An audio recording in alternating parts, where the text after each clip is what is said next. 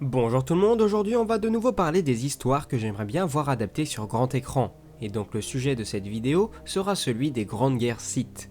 Alors déjà, les Grandes Guerres Sith, qu'est-ce que c'est? Eh bien c'est l'un des plus grands événements de l'univers Star Wars qui a été en partie décrit dans ce qui est certainement mon œuvre préférée, à savoir la trilogie Dark Bane.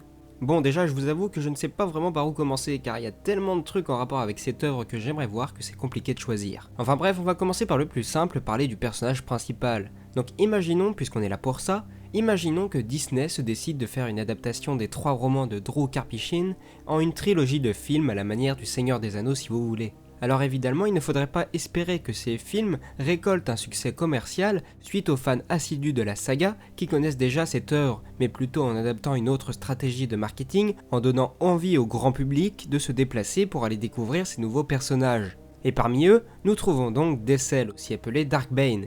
Et déjà, première particularité du film, le héros est un méchant. On suivra donc tout le long de la trilogie un méchant, et la menace serait pour la première fois non pas les Sith, mais bien les Jedi qui traquent ce dernier. Donc déjà, rien que pour ça, je trouve que l'idée est à creuser. Mais aussi, pour que cette trilogie soit une réussite commerciale, il faut que le premier film envoie clairement du pâté, et ça tombe bien car c'est dans le tome 1 que l'on trouve le plus d'action et de batailles épiques. Car oui, il est peut-être venu le temps de vous l'expliquer, mais cette grande guerre se déroule 1000 ans avant les films, et voit se confronter la confrérie des ténèbres du Seigneur Khan à l'armée de la lumière du Seigneur Hoth. Et là, on n'est pas à 2 Sith contre des milliers de Jedi, non, là c'est vraiment du kiff-kiff. Et donc déjà pour ce point-ci aussi, je trouve ça très intéressant car voir s'affronter des dizaines voire des centaines de Jedi contre des centaines de Sith, ça serait complètement nouveau sur grand écran. Et donc ce premier film nous montrerait donc notre héros, Dessel, débarquer au sein de l'armée Sith et on le verrait également s'entraîner, tout ça pour devenir un puissant guerrier. L'occasion donc d'en apprendre un peu plus sur l'ordre Sith, ses manières de faire, etc. Et ainsi nous verrions donc comment Bane va prendre la décision d'anéantir la confrérie des ténèbres, qui selon lui dénature l'essence même des Sith, pour créer un ordre selon sa vision, celui de la règle des deux. Ce que je vous propose, c'est de vous décrire dans cette vidéo le premier épisode de cette trilogie et pourquoi pas, si le concept vous plaît, poursuivre cette série. Alors commençons, le film débuterait donc sur Dessel, enfant, et nous le verrions en train de travailler dans les mines avec son père qui n'est pas franchement un modèle. Premier traumatisme pour Dessel, son père meurt durant la nuit. Dessel grandit, on a donc droit à une ellipse dans le temps, un peu comme dans Rogue One.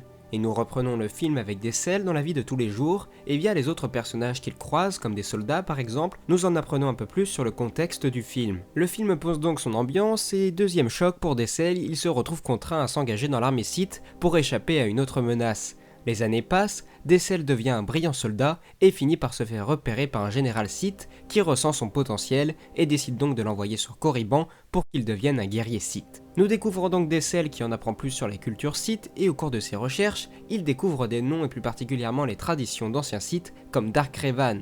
Et pour poursuivre la tradition et aussi pour leur rendre hommage, Dessel, qui avait pris en arrivant sur la planète le nom de Bane, décide de rajouter le titre de Dark avant son nom. Ce qui au passage plaît moyennement à ses instructeurs qui commencent à trouver que le gars devient un peu trop dissident à leur goût. Voir ses instructeurs douter de lui, ça confirme les pensées de Bane qui estime que selon lui, les Sith ne devraient pas être aussi nombreux car cela les oblige à se plier à la volonté des plus faibles, et ça il le déteste. La philosophie Sith qu'il a étudiée le dit clairement, chez les Sith c'est le plus fort qui décide et pas un autre. On le voit donc ensuite rejoindre les premières lignes des terribles affrontements opposant Jedi et Sith sur la planète Roussan, et on le voit commencer à manipuler le Seigneur Khan afin d'autodétruire l'ordre Sith et ainsi devenir le seul et unique survivant de l'ordre. Ce qu'il parviendrait donc à faire à la fin du film et commencerait donc à chercher son futur apprenti, et tomberait alors sur une jeune fille qui vient de commettre un bon petit massacre et l'emmènerait donc avec lui, fin du film 1. Voilà donc grosso merdo, on reprendrait les grandes lignes du tome 1 en éliminant quelques détails, peut-être comme la rivalité avec le Zabrak Sirak, ou bien l'espèce de romance étrange avec Gitani qui ne serait pas forcément obligatoire et qui serait peut-être un peu superflu, afin de faire tenir tout le reste dans un film d'un peu plus de 2 heures. Car comme vous l'aurez remarqué, ça fait quand même pas mal d'étapes dans sa vie à étudier en un seul film. Enfin voilà, j'espère que cette vidéo vous aura plu, n'hésitez pas à me dire ce que vous pensez de cette histoire, si vous aussi vous apprécieriez de voir ce genre d'histoire sur l'écran, et n'hésitez pas également à proposer vos propres idées dans les commentaires. Je vous rappelle également que vous avez différents moyens pour soutenir la chaîne, Tipeee pour faire un don par exemple, mais vous pouvez aussi mettre un pouce bleu, partager la vidéo à vos amis, enfin bref vous l'aurez compris, vous avez plein de possibilités pour soutenir la chaîne. Et sur ce, moi il ne me reste plus qu'à vous dire à la prochaine, ciao.